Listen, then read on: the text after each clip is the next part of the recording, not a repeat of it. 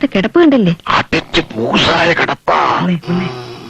എന്നാലും ഈ ഗോവിന്ദൻകുട്ടി നമ്മളറിയാതെ മായയ്ക്കൊരു ചക്കിലുണ്ടാക്കിയില്ലേ, അതും ഇംഗ്ലണ്ടിന്ന് ഒരു സേതുമാധവനെ. ഈ വിവരം എന്റെ ശിവൻകുട്ടി അറിഞ്ഞ അവൻ അപ്പ ആത്മഹത്യ ചെയ്യും. അതൊരു നല്ല കാര്യ. കഴിയുന്ന നേരത്തെ അവനോടത് ചെയ്യാൻ പറ. വൃത്തിക്കേട് പറയാതെ. ഇവനെ വിശ്വസിക്കരുതെന്ന് ഞാൻ എല്ലാരോടും പറയാറുള്ളതാ. അമ്മയുടെ ഇളയ ആങ്ങളെയാണ്, അച്ഛന്റെ പുന്നാര അളിയനാണ് എന്നൊക്കെ പറഞ്ഞിട്ട് ഇപ്പൊ എന്തായി? ഗോവിന്ദൻകുട്ടി കൊണ്ടുവന്ന സേതുമാധവനെ മായെങ്ങാനും കല്യാണം കഴിച്ചാൽ അതോടെ മായയും മായയുടെ സകലമായും ഗോവിന്ദൻകുട്ടിയുടെ കയ്യിലാവുകയെ. അയ്യോ നേരാ. എനിക്കിപ്പോ അറിയണം, അതാരാ ഇന്ത്യയിൽ ഇതുവരെ എത്താത്ത ഒരു സേതുമാധവൻ? അവനെന്താ ഈ വീട്ടുകാര്യം? നിന്റെ കാര്യം പോക്കാ എന്റെ ശിവൻകുട്ടിയെ. ആ സേതുമാധവനാ മായയെ കെട്ടാൻ പോന്നെ. ഒരു ഗണേതമാധവനെ അവളെ കെട്ടാൻ പോണില്ല. കെട്ടിയ അവന്റെ ശവം ഈ വീട്ടുമുറ്റത്ത് കിടക്കും.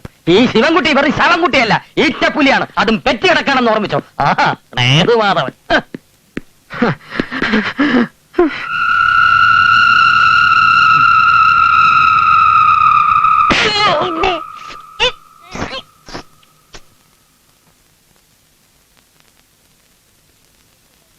ഇവന്റെ രണ്ട് പല്ലിളകി, ചെവിക്ക് നീരും വന്നിട്ടുണ്ട്. എന്റെ കുഞ്ഞിനെ എങ്ങനെ തല്ലിക്കൊല്ലാൻ അച്ഛൻ എപ്പോഴാ ഗോവിന്ദൻകുട്ടിക്ക് അധികാരം കൊടുത്തത്?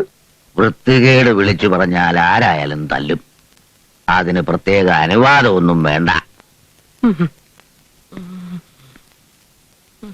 ഇളകിയ പല്ലങ്ങ് പറിപ്പിച്ചുകളാ.